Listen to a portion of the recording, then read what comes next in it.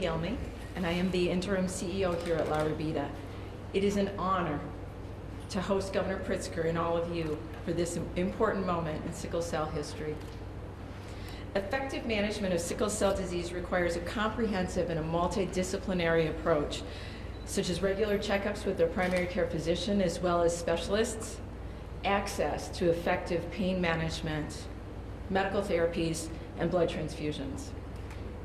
La Rabida is a leading expert in treating pediatric sickle cell disease with one of the largest sickle cell programs in Illinois.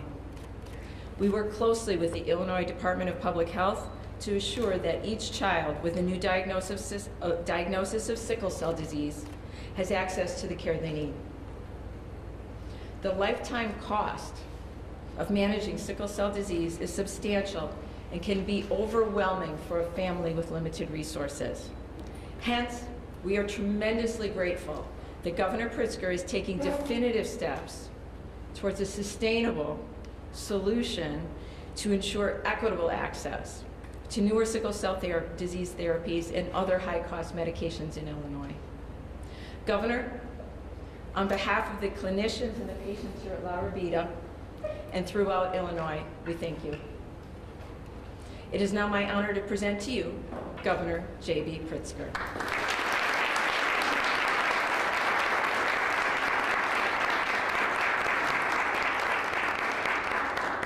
Well, good morning, everyone. Thank you so much to Dr. Guglielmi for that very kind introduction, for your leadership here, for welcoming us to La Rabida. And I have to say, it's great to be back here at La Rabida. I've had the opportunity to come and visit often during the holidays, just to visit some of the young people who are patients here.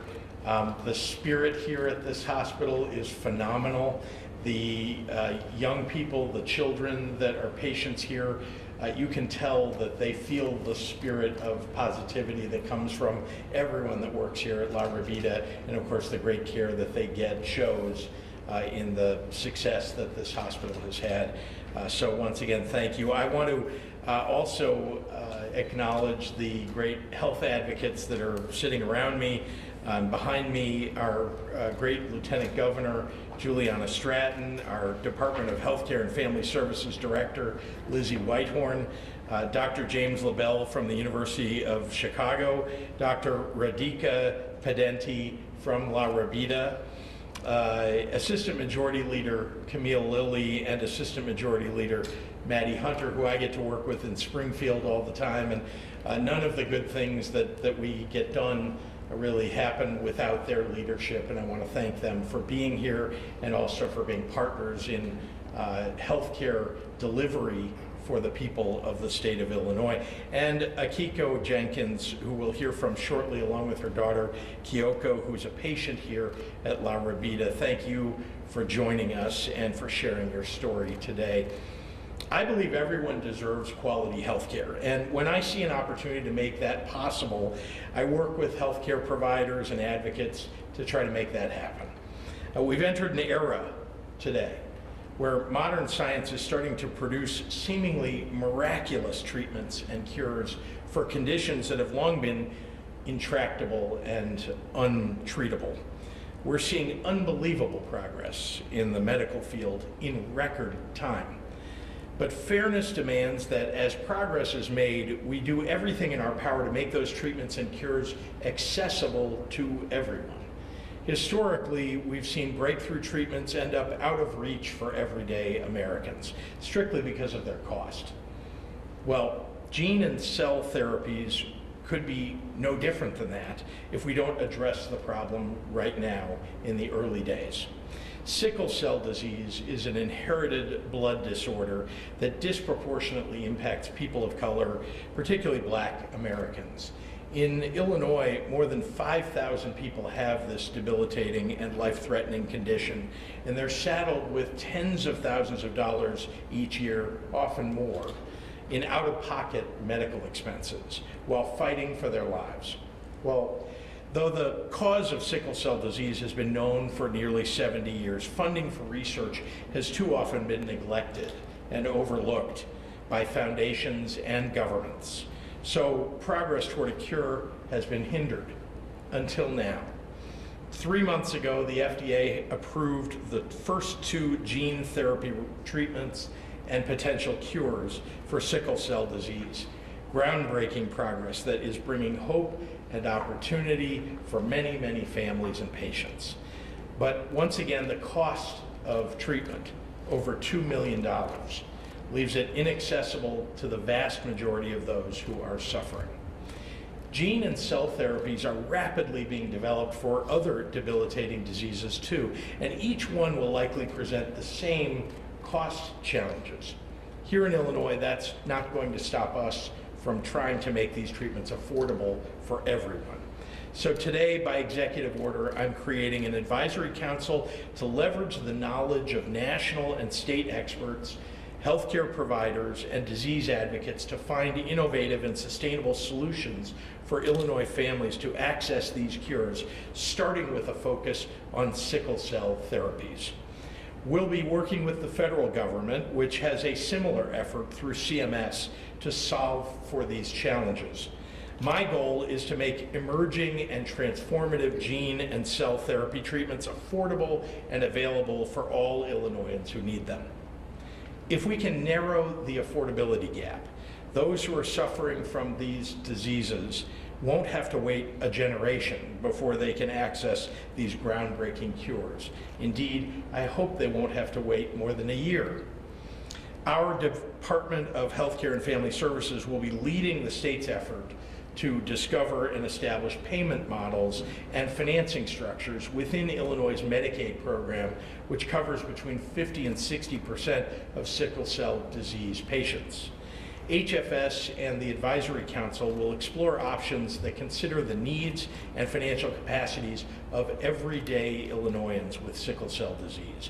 And our new Advisory Council will seek out input and ideas from healthcare finance experts, providers, insurance companies, drug manufacturers, and Medicaid patients and families themselves. Today, we're taking a big first step to make these new groundbreaking gene and cell therapy treatments and cures available, with sickle cell disease at the front of the line.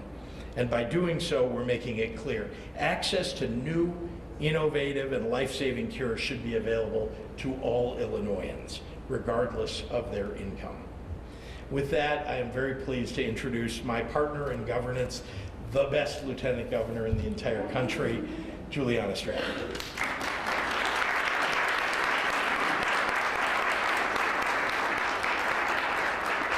Hello, everyone. I'm Lieutenant Governor Juliana Stratton, she, her pronouns.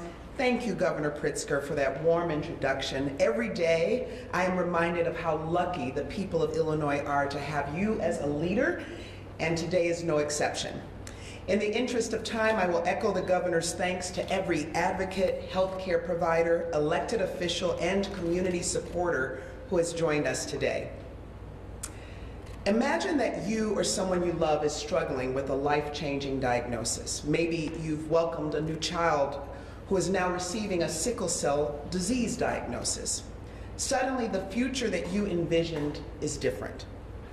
Now imagine in the midst of considering treatment plans, you come to find out that gene and cell therapies exist. Not only do they exist, they're getting approved by the FDA and headed to providers. You see headlines celebrating the readiness of sickle cell disease treatments and speculating whether therapy for cancers or inherited diseases will be next. But just as you start to sigh with relief, you're told that the cost of the treatment you need will exceed $1 million. It could even climb higher than $2 million. To access the hope and healing of gene therapy, your family will have to fork over more money than most people have seen in their whole life. That's what's happening for sickle cell disease patients today, and what will continue to happen as genetic therapies advance. Then consider that many of the diseases that could be treated, like sickle cell disease, glaucoma, disproportionately impact BIPOC people, especially Black communities. In fact, particularly when it comes to sickle cell disease, the inequities start to pile up. Disproportionate diagnoses, a wage gap between BIPOC and white Americans, generational trauma in the medical field. These harmful cycles keep Black and brown people sick, struggling financially, and feeling defeated. But today, Illinois says no more. We are done being teased with promising innovations only to have that relief ripped away or replaced with crushing financial stress. These gene therapies exist for a reason, to change and save lives, and that is something to celebrate. At the same time, the governor's executive order keeps equity right at the center, with the understanding that these therapies should not be out of reach for the people who need them the most. Today, we're taking steps to remove the financial barriers that stop Illinoisans from enjoying the progress our scientific community has worked so hard to deliver. I'm proud to be a part of an administration that works day in and day out to connect people with the resources they need to live a vibrant life. Thank you, Governor Pritzker, for signing this executive order and furthering Illinois' path to healing. With that, I'll pass it over to Director of the Illinois Department of Healthcare and Family Services, Lizzie Whitehorn. Thank you.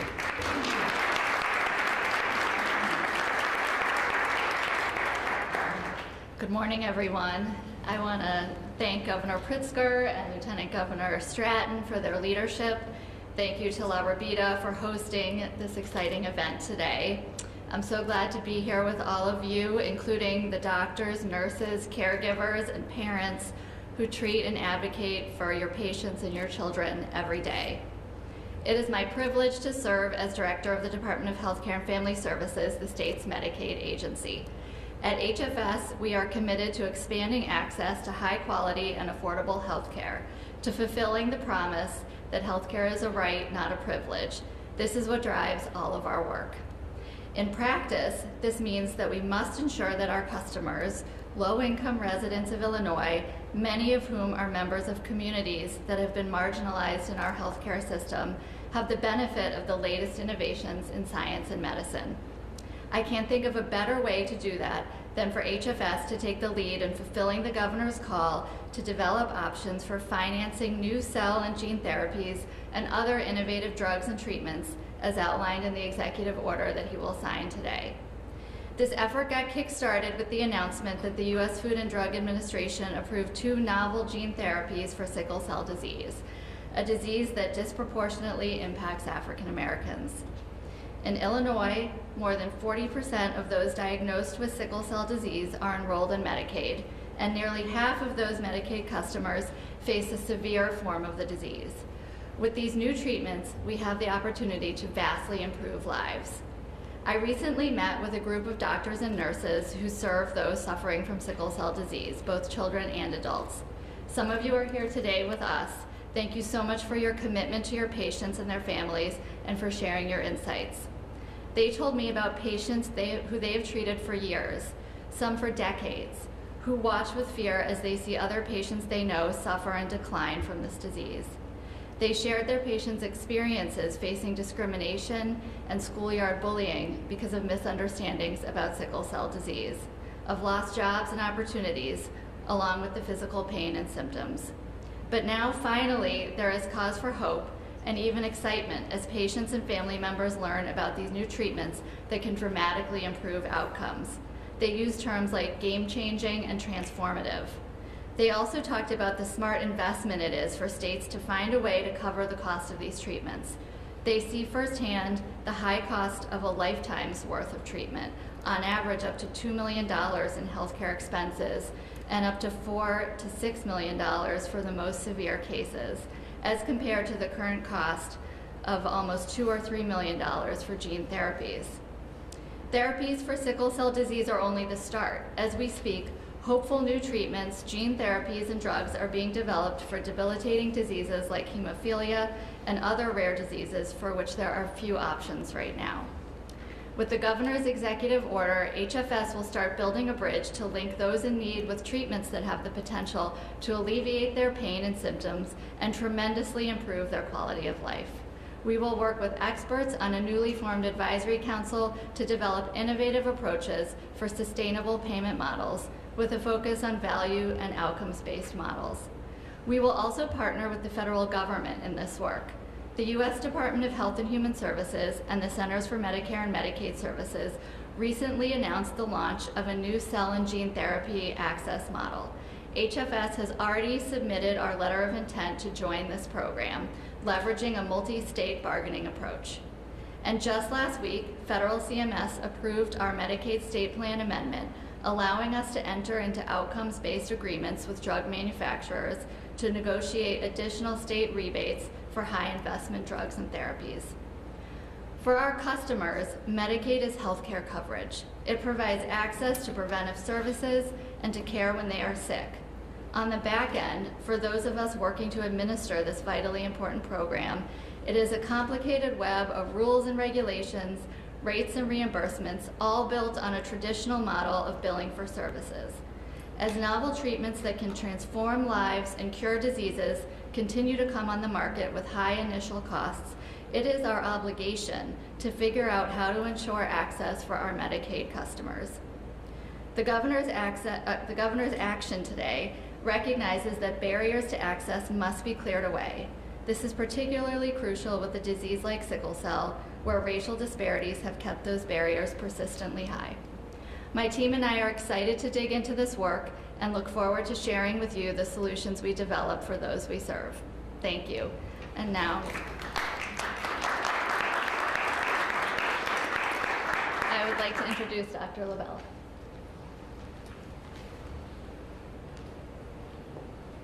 Thank you very much.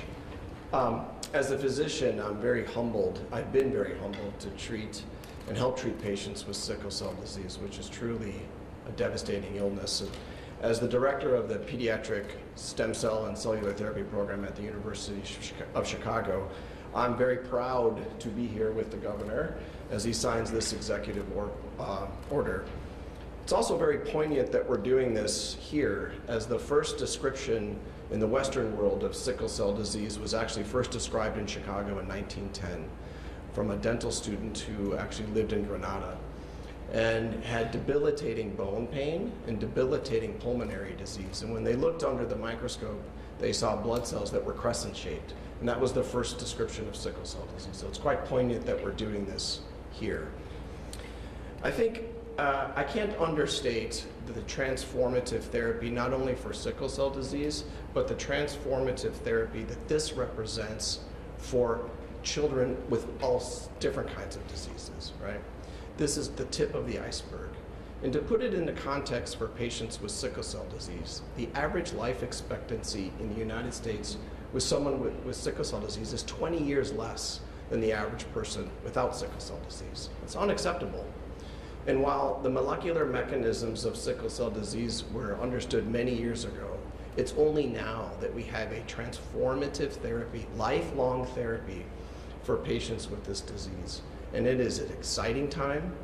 It is a time filled with energy with patients with sickle cell disease, because for the first time ever, every single patient with sickle cell disease has options for lifelong cure. That is exciting. And I can't understate the impact that that has on the patients that we see, the children that we see as they grow through adolescence and then they become adults. Care for patients with sickle cell disease takes a team. I work with a wonderful, comprehensive team of physicians. One of those physicians is here. It's Dr. Radhika Pedinti, who is the director of our sickle cell program at the University of Chicago in La Rabida. I'd like to introduce her now.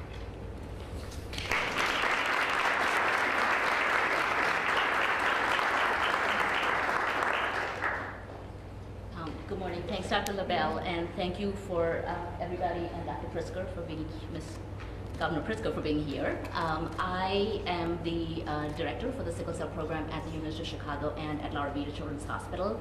And we've heard from people all morning, and I can attest to the fact that sickle cell disease is a chronic illness. It can take a physical and emotional toll, not just on the patients, but the caregivers.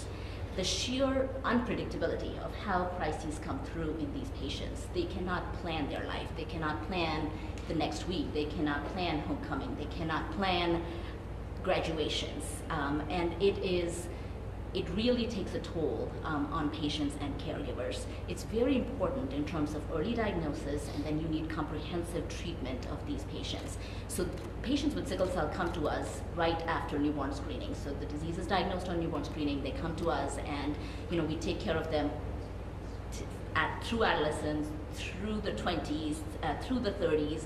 We follow patients here in this program till 25 years of age. And one of the things that happens with these patients is we want them to have a complete, full quality of life, a productive life, and really be able to live life to the fullest. And these unpredictable crises can sometimes really dampen that. As a hematologist that has been doing this for over 20 years now, in the beginning when patients would come to us, we would talk to them about, comprehensive care, we would talk to them about preventive care. We didn't have a lot of options to talk about curative or transformative care. The last 5-6 years have really brought lots of new treatments into the forefront. They have brought it to the forefront. We discussed this with the patients, but then we have to talk about access. On December 8th, when the transformative therapies, the gene therapies were FDA approved, our phones at La Rabida were ringing off the hook. Patients were calling us about, oh my gosh, there's a therapy. When can I get it? When am I able to do this? And then there were patients that were not calling us. I would see them in clinic, I would talk to them, and I would say, hey, did you guys hear about this? On December 8th, this was approved, and they were like, yeah, we heard about it. But we also read that it costs $2 million and $3 million. I don't have that kind of money. What's the point of me asking? So they were really reticent and hesitant to ask us about therapies because they were pretty sure they couldn't afford them.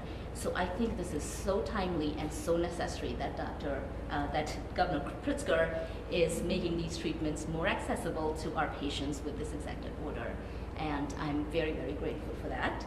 And to speak for our patient and caregiver perspective, I will talk to my own Kiyoko Jenkins and Akiko, her mom, who will come and give their remarks.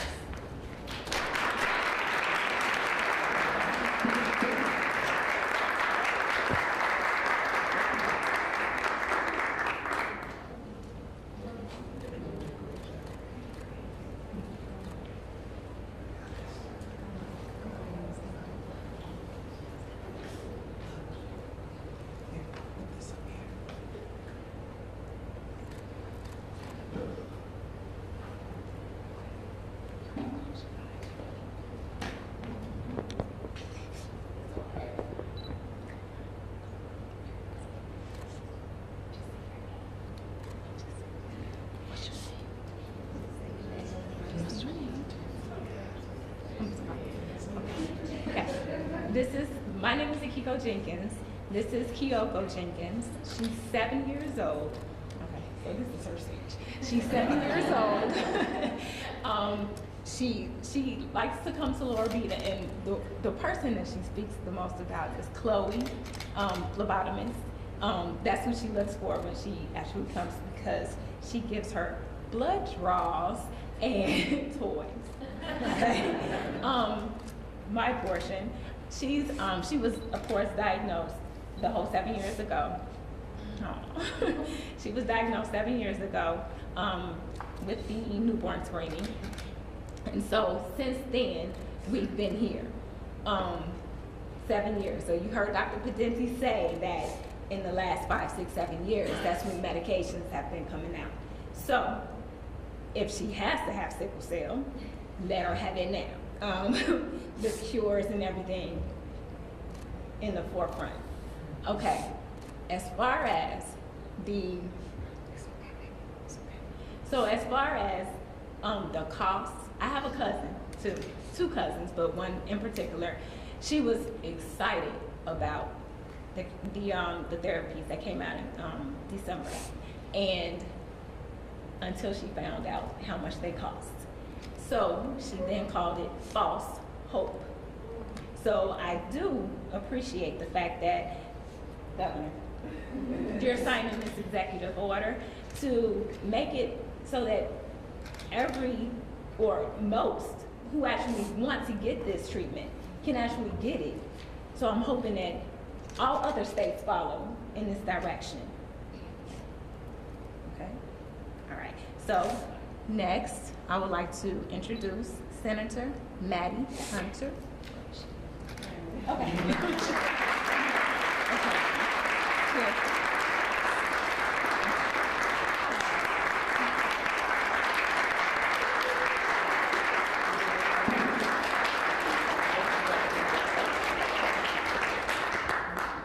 Let's give it up again for Kiyoko and Akiko.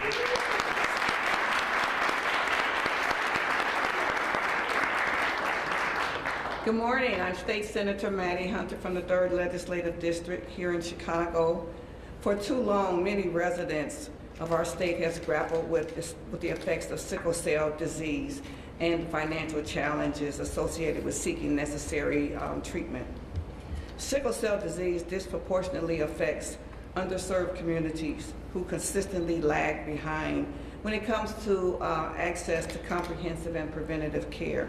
We've heard the statistics. Sickle cell disease occurs in 1 out of every 365 Black Americans and Hispanic Americans who face increased diagnosis. Children are especially vulnerable with limited access to prenatal care. Children can go undiagnosed until symptoms are present. Throughout my time in office, I have championed legislation to fight sickle cell through increased awareness, funding, and programs. With the help of my colleagues in the Illinois Legislative Black Caucus, we created the Sickle Cell Prevention, Care, and Treatment Program under the Illinois Department of Public Health to ramp up additional educational efforts and expand access to treatment and resources. The cost of managing sickle cell disease is staggering. We've talked about tens of thousands of dollars out of pocket for a person's, throughout a person's lifetime to cover hospitalizations, blood transfusions, and other long-term care. For those who are already struggling to make ends meet, proper care can be out of reach. In Illinois, we continue to work to make quality health care accessible and affordable through innovative solutions. I would like to thank Governor Pritzker for signing this executive order to bring both awareness to this disease and action to ensuring equitable access to treatment. By utilizing the expertise of advocates and patients, I am confident we can take a meaningful step forward towards closing the healthcare gap for future generations. And at this time, I'd like to bring up my friend and colleague, Assistant Majority Leader, Camille Lilly.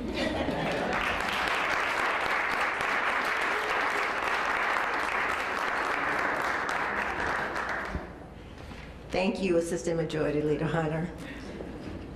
I'm State Representative Camille Lilly of the 78th District, and I'm honored to be here. And you're probably saying, what else needs to be said? Well, some things need to be repeated 3 times in order for the people to really understand what we're saying. But I like to start with, thank you, Governor Pritzker. Thank you for understanding. Thank you for listening. Thank you for being the best governor in these United States.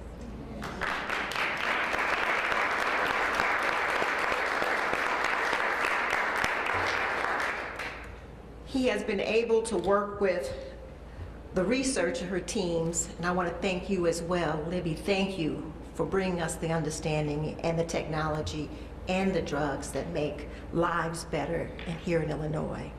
Thank you to the doctors who care for the patients and love on them as they struggle with this disease. Thank you. And thank you for the advocates who are the voices that give us legislators the power to carry your power into the future. Thank you. Maybe give us the courage to carry your power into the future. And as you understand, sickle cell disease is a crippling disease that many live with. And we must understand collectively how important this issue is to our entire society. And as you heard, it affects the Black communities and the brown communities at a higher rate than any other communities. And it's so important that we're addressing it today in Illinois, where we're taking steps forward to improve the quality of life of those who are living and struggling with this particular illness. As you've heard, sickle cell disease is an inherent blood disorder affecting more than 100,000 people across the United States and more than 5,000 here in the state of Illinois. As you heard, Senator Hunter and I, we co-sponsored one of the pillars, which is the Health and Human Service pillar that the governor also signed into law, that addressed this particular issue of sickle cell disease. And he's now taking another step, moving healthcare access forward here in the state of Illinois, creating the equities that allows all of us to be viable citizens here in our great state. By putting forth this executive order, he is increasing services, continuing research, treatment, and basically improving the quality of life of those living with sickle cell. And actually that means saving lives. Again, sickle cell disproportionate impacts groups of people, particularly Black American. It's estimated, I will restate this, it's estimated that the sickle cell disease affects 1 in every 365 Black Americans and 1 in every 16,300 Hispanic and Latino. People with sickle cell disease have a life expectancy more than 20 years shorter than the general population. So on top of the social determinants of life, I call them social influencers, the individuals who are living with sickle cell disease life expectancies, based on zip code in many cases, are up to 30 in other diseases and health issues in our society. It could be a 30-year difference. A 30-year difference in these communities. While the cause of sickle cell disease has been known for nearly 70 years, progress has been impeded due to lack of resources dedicated to supporting research and treatment. Further, the cost managing sickle cell over the lifetime of has substantially estimated close to $2.1 million in healthcare expenses. And for the patient, as mentioned by Ms. Jenkins, the out-of-cost pocket is out of range, averaging $34,000 to $53,000. By the signing of this executive order, Governor Pritzker will execute an innovative and sustainable solution to financing and ensure equitable access to sickle cell disease treatment and other high-cost drugs in Illinois. Yes, he will not do it alone. This new advisory council will be formed to bring together state resources for this common goal, leveraging the expertise nationally, statewide, providers involved, sickle cell advocate coming to the table to continue the advancement of solutions and cures to sickle cell. And I think they're going to take on a few other diseases as well. Today, the patient voice and the community partners will be prioritized here in Illinois. And as we implement our ideas and the solutions that we develop, we collectively can celebrate our commitment to the Illinois residents. At this time, through the generations and generation of us working together, we can all say we are establishing the rights to health care. We are ensuring the rights to access, and we are collectively improving the quality of life. We all are. And it's because of the courage and the vision and the commitment of our governor, J.B. Pritzker. And as he comes forth to sign this executive order, and I like the way that sounds, it's an executive order. We got to get this done. I want to say thank you for your leadership and your concern for all Illinoisans. So with that, as Governor Pritzker come forth, let's give him a round of applause as he is going to sign his executive order to create quality life and equitable life for all Illinois. Governor Pritzker, please join us at the table.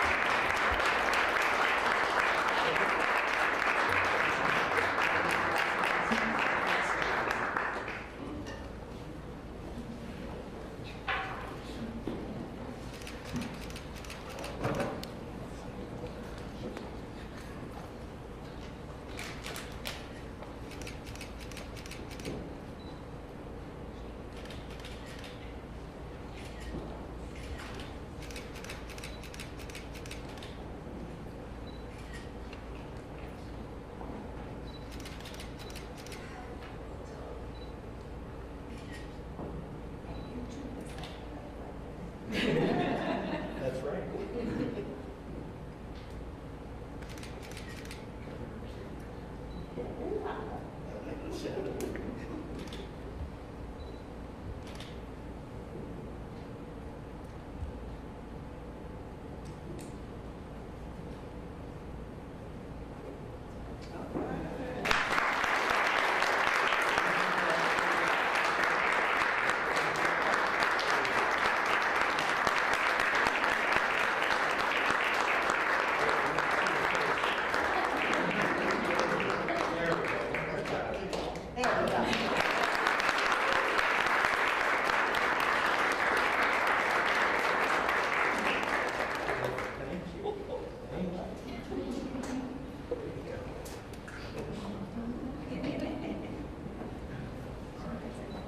I'm going to take a few questions before we let you all go.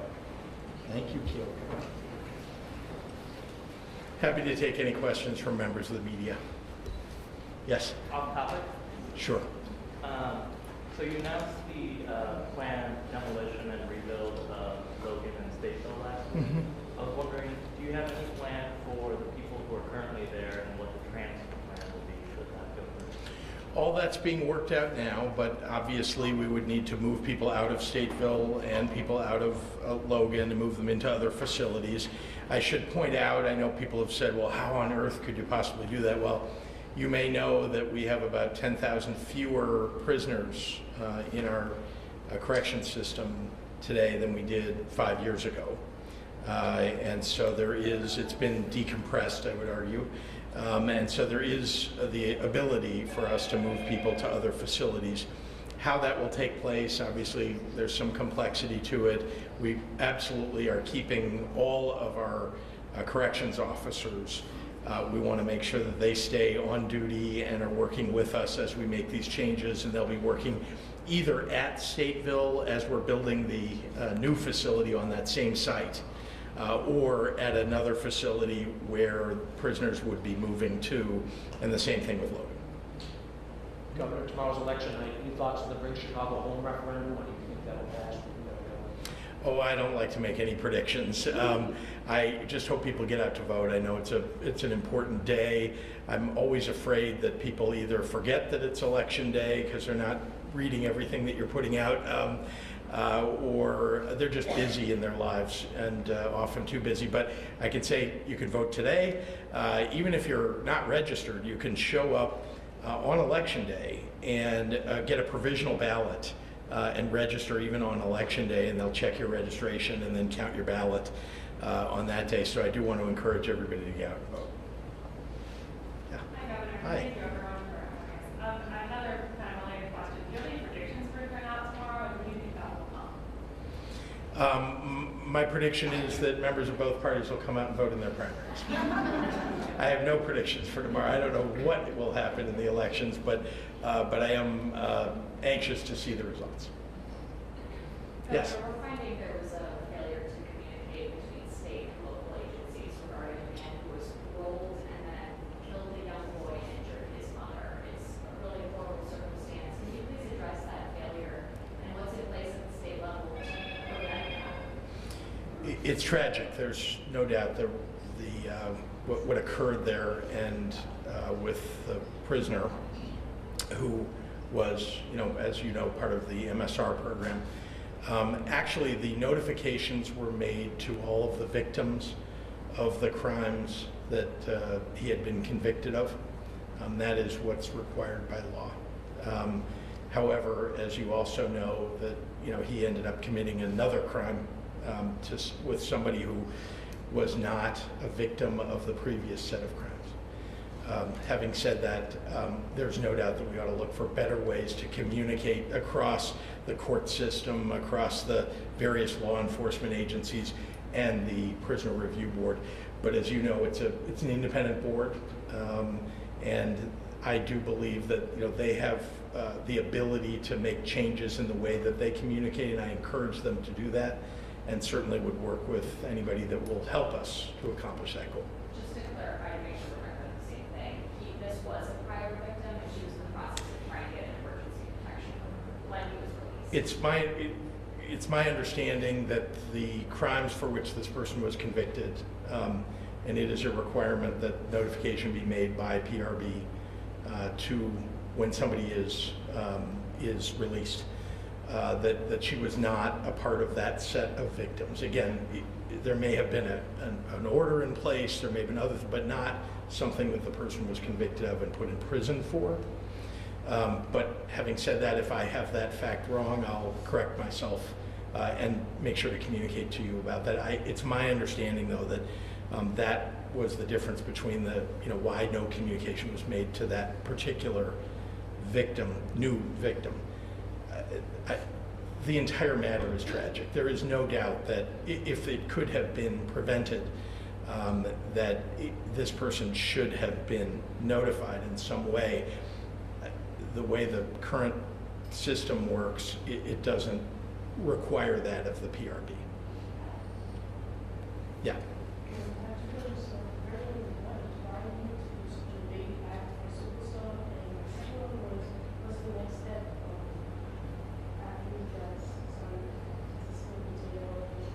Sure. What was the first question?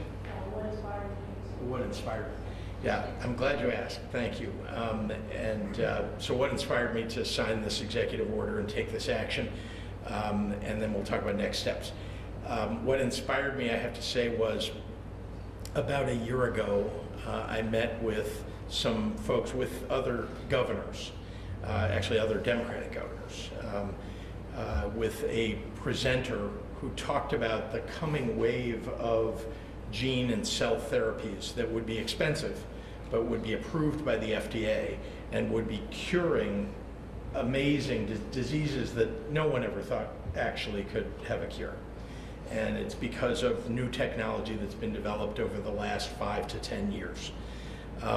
So I immediately started doing a lot of reading about what could we do to address the cost for people who otherwise could not afford it.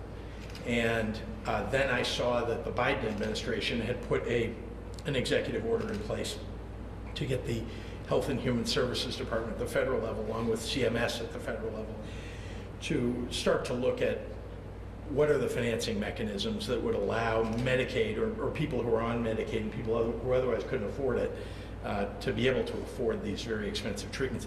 Costs will come down over the course of years, but that shouldn't stop us from treating people as soon as humanly possible and making it as absolutely affordable as possible today.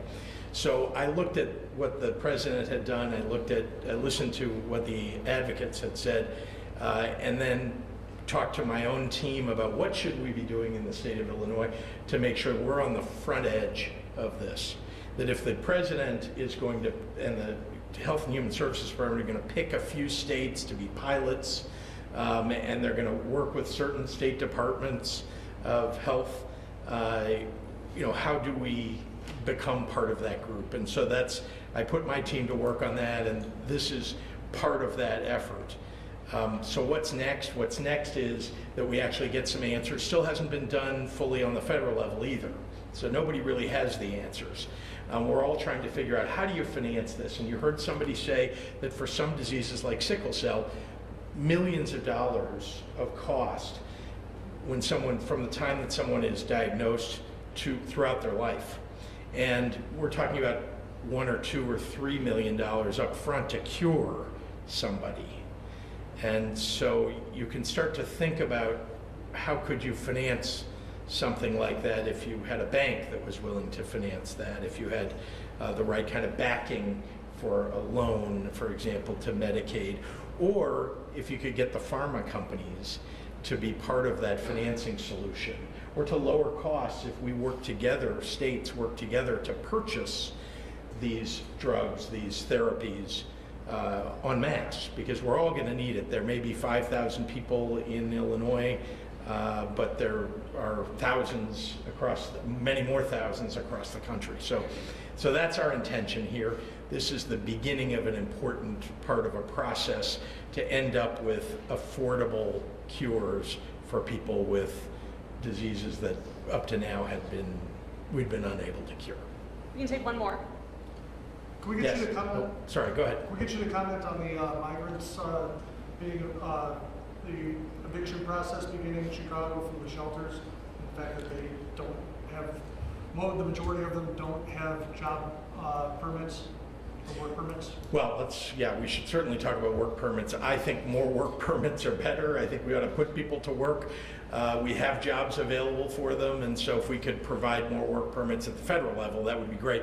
We don't have the ability at the state level to issue work permits for people who are here from other countries. That is a Customs and Border Patrol, U.S. Department of Homeland Security responsibility.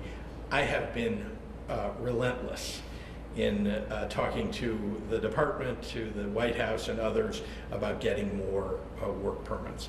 As to the migrant shelter and folks who are leaving shelter, I will say that it has become a challenge that we now have some outbreaks of measles among families or young kids that have been in shelters.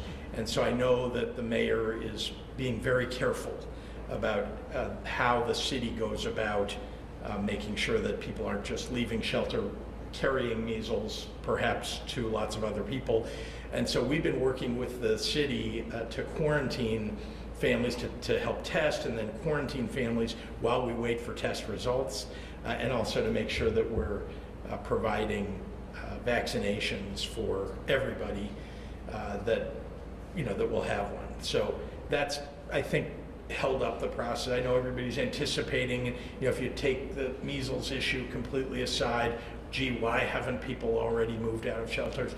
The answer is there are complications that come with these kinds of challenges, these crises, and I think that the mayor's doing the right thing. But we all want to make sure that we move through this process. Hopefully we can get past this measles outbreak, and we will. But as soon as we can, and the shelter process for people moving along will continue. We're continuing to work to put people into more permanent residential situations as they move through the shelter process at the state level. That's part of our responsibility, and we're doing as much as we can as fast as we can. We'll actually take one more from over here. Yeah, sure. There's a bill in the General Assembly, HB 5766, that would prohibit changes to selective enrollment in CPS until 2027. Is that something that you're supporting? It is. This is a bill that's sponsored by Representative Margaret Croak. It basically focuses on making sure that we don't see any changes in selective enrollment schools between now and when there's a fully elected school board. I think it would be a mistake before the people get a chance to vote all of the new members of the Board of Education in. So I'm supporting that bill. I think she's done a good job with it. Okay, thank you very much.